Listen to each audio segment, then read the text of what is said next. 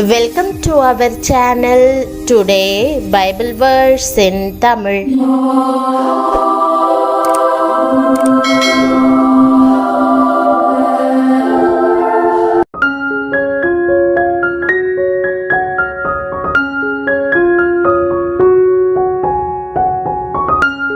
இன்றைய வசனம் சங்கீதம் 52:8.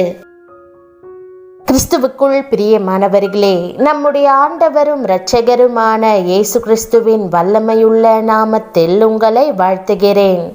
வாழ்நாள் முழுவதும் நீங்கள் பச்சையான ஒலிவ மரத்தை போல செழித்திருக்கும்படி தேவன் காத்துக்கொள்வார் என்று நானோ தேவனுடைய ஆலயத்தில் பச்சையான ஒலிவ மரத்தை போலிருக்கிறேன். தேவனுடைய கிருபையை என்றென்றைக்கும் நம்பியிருக்கிறேன் என்று இன்றைய வாக்குதத்த வசனம் கூறுகிறது. நான் ஒரு ஒலிவ மரம், பச்சையான ஒலிவ மரம், தேவனுடைய ஆலயத்தில் நாட்டப்பட்ட ஒலிவ மரம் என்று விசுவாச அறிக்கை செய்வது எத்தனை பாக்கியமானது. ஆம், கர்த்தர் உங்களை ஒலிவ மரத்தை போல ஆசிர்வதிப்பார். உங்கள் இருதயம் தேவனுடைய வீடாக இருக்கிறது. இயேசு உங்கள் உள்ளத்தில் வாழ்கிறார். ஆகவே உங்கள் வாழ்க்கையும் சரீரமும் குடும்பமும் பச்சையான ஒலிவ மரம் போல செழிக்கும் என்ற நிச்சயத்தை நீங்கள் பெற்றுக்கொள்ளலாம். ஒலிவ மரங்கள் 2000 ஆண்டுகளுக்கு மேலான ஆயுட்காலம் கொண்டவை. ஒலிவ மரத்தின் ஒரு பகுதி பட்டு போனாலும் இன்னொரு தளிர் தோன்றி மரத்திற்கு உயிர் கொடுக்கும்.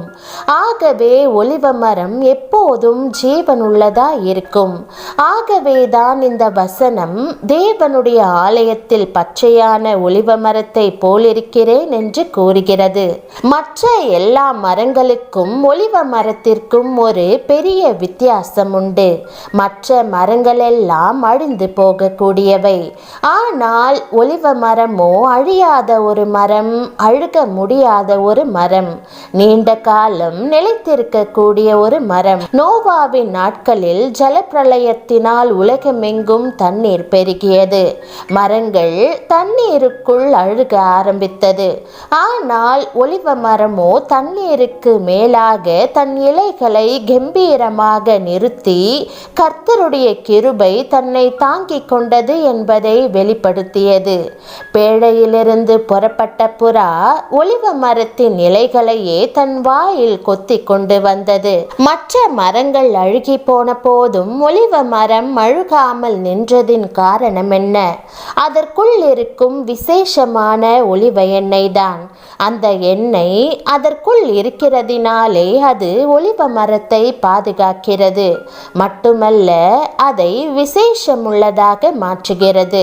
கர்த்தர் தம்முடைய ஊழியக்காரர்களை அபிஷேகம் பண்ணும்போது அபிஷேக எண்ணெயை ஒலிவ எண்ணெயிலிருந்தே தயாரிக்கும்படி சொன்னார். அந்த எண்ணெயை வாசனை திரவியங்களோடு கலந்து ஆசாரியர்கள் மேலும் தீர்க்கதரிசிகள் மேலும் ராஜாக்கள் மேலும் ஊற்றப்பட்டு அபிஷேகம் பண்ணப்பட்டது. அந்த ஒலிவ எண்ணெய்க்கு எத்தனை மதிப்பு பாருங்கள். இந்த உலகில் உங்களுக்கு எதிராக எந்த விதமான சவால்கள் வந்தாலும் தேவன் உங்களுக்கு ஒலிவ மரத்தில் உருவாகும் புதிய தளிர் போன்று புதிய ஜீவனை அளிப்பார். ஜீவன் அருளுகிறவரான இயேசு உங்களுக்குள் இருப்பதால் பயப்படாதிருங்கள். தேவனுடைய ஆலயமாகிய உங்கள் இருதயத்தில் நீங்கள் பச்சையான ஒலிவ மரம் போல செழித்திருப்பீர்கள்.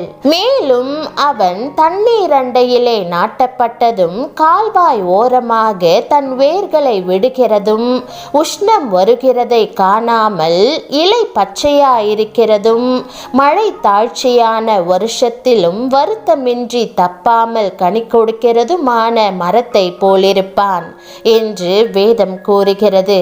வெப்பம் வந்தாலும் அது பயப்படாது. நீங்கள் அப்படிப்பட்ட மரம் போல் இருக்கிறீர்கள். உங்கள் வேர்கள் தேவனுடைய வார்த்தைகளால் ஜீவ தண்ணீரை பெறுவதால் வெயிலிலும் வறட்சியிலும் எப்போதும் நீங்கள் கனி கொடுப்பீர்கள். கர்த்தருடைய ஆலயத்திலே நாட்டப்பட்டவர்கள் எங்கள் தேவனுடைய பிரகாரங்களில் செழித்திருப்பார்கள்.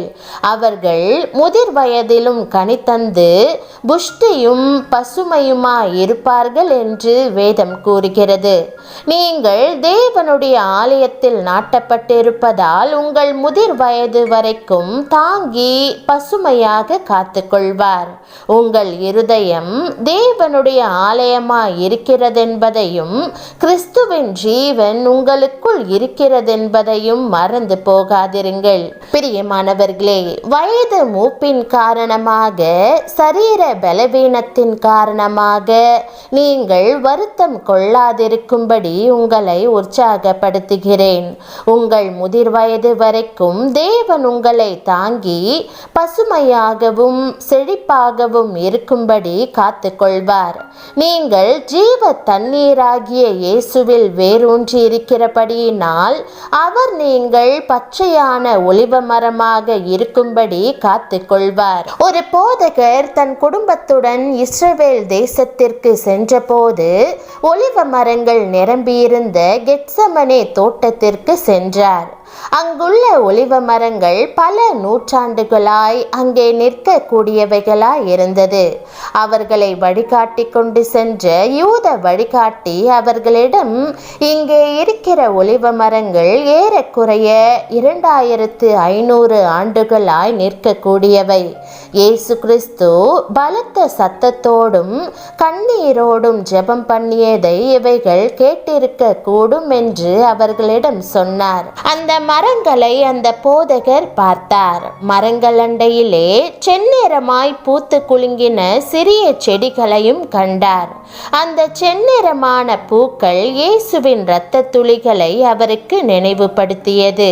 அந்த ஒலிவ மரத்தின் கீழாக இரத்த வேர்வை சிந்தி தன் ஆத்துமாவை மரணத்தில் ஊற்றின இயேசு நமக்கு ஆத்தும மீட்பையும் இரட்சிப்பையும் தர சித்தமானார். நம் ஆத்துமா அழியாமையை சுதந்தரித்து கொள்ள வழி செய்தார். ஒலிவ மரங்களைப் போல நாமும் கர்த்தருடைய வீட்டிலே நீடித்த நாட்களாய் நிலைத்திருப்போம். பிரியமானவர்களே, உங்களுக்குள் அழியாத ஆத்துமா இருக்கிறது என்பதை மறந்து போகாதிருங்கள். நீங்கள் தேவனுடைய ஆலயத்தில் பச்சையான ஒலிவ மரத்தை போல் இருப்பீர்கள். தேவ கிருபையை சார்ந்து கொள்ளுங்கள். ஜெபம். அன்பின் ஆண்டவரே, என்னுடைய முதிர் வயது வரைக்கும் என்னை தாங்கி ஒலிவ மரம் போல் பசுமையாகவும் செழிப்பாகவும் இருக்கும்படி காத்து கொள்வதாக அளித்திருக்கும் வாக்குதத்தத்திற்காக உம்மை ஸ்தோத்தரிக்கிறேன். எனக்குள் கிரியை செய்து வாழ்வின் எல்லா சவால்களையும் மேற்கொள்ள உதவுகிற உம்முடைய பரிபூரண ஜீவனுக்காக உமக்கு நன்றி செலுத்துகிறேன். ஆண்டவரே, ஜீவ தண்ணீராகிய உமக்குள் என் ஆவிக்குரிய வேர்கள் ஆழமாக ஊன்றப்பட வேண்டும் என்றும் உம்மால் தொடர்ந்து உள்ளும் புறமாக போஷிக்கப்பட வேண்டும் என்றும் ஜெபிக்கிறேன்.